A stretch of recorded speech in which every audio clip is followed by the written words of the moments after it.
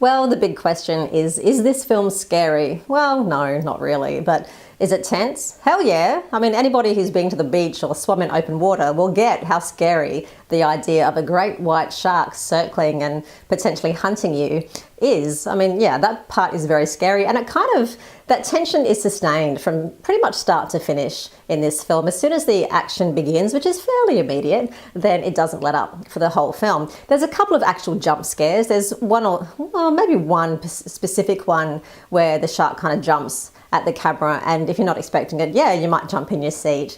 But it's not that kind of film. It's more tense and taut throughout the whole film. And this is probably the success of the film, is in just how much it kind of gets under your skin and gets your heart racing throughout. So let's have a chat about the violence in the film. The violence is mostly man versus beast, or in this case, woman versus beast. And there's a fair bit of aggressive behaviour between the two of them. Obviously, there's people and animals that get bitten. Characters, I'm not going to say if they're animals or people, get stabbed. They get kind of, pursued and hunted and dragged underwater. There is one character who is split in two.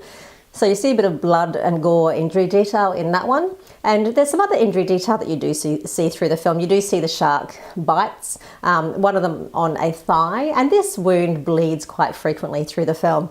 You also see this wound being attended to. There's some very rudimentary stitching which takes place, and believe me, you feel every stitch go through. You feel the pain that this character is suffering while the wound is being stitched. So yeah, that's kind of roughly it. You also see a bone being put back into place, like, thick shoulder dislocation, and you get the snap of the bone as it's put back into its socket. So, that is kind of, the sort of stuff that you'll see. It's more the terror, the idea of this rather beautiful or stunning, huge and very frightening shark, where it is in the water, what it's doing, and how it attacks. So onto the sex and nudity. No sex scenes anywhere in the film. There's some very, very mild sexual references. There's a text message which reads, "Going out, catching up with that guy last night, don't wait up for me, wink wink." And there's an island which is likened, the shape of it is likened to the shape of a pregnant woman. Like I said, very, very mild stuff.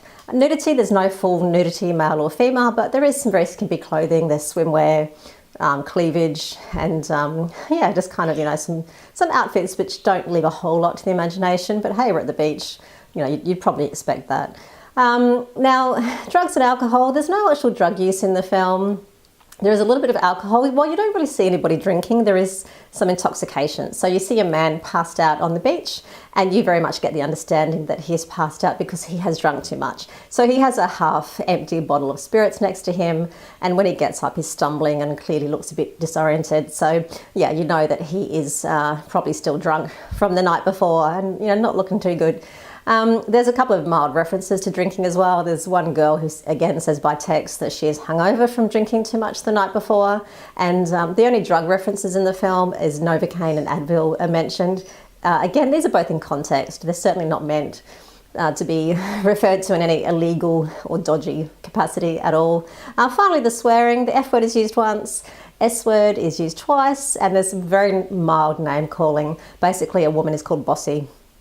And yeah, that's pretty much it. So look, I really loved this film. I really enjoyed it from start to finish. My favourite part of the film was seeing a very good personal friend of mine up on the big screen. I'm not going to tell you who it is because that'd be name dropping, but talk to me, let me know what you like about this film, if you're afraid of sharks, if you're going to see it, if you won't see it, for these reasons. Of course, there's a full breakdown of the film on the website, which is cinemum.net.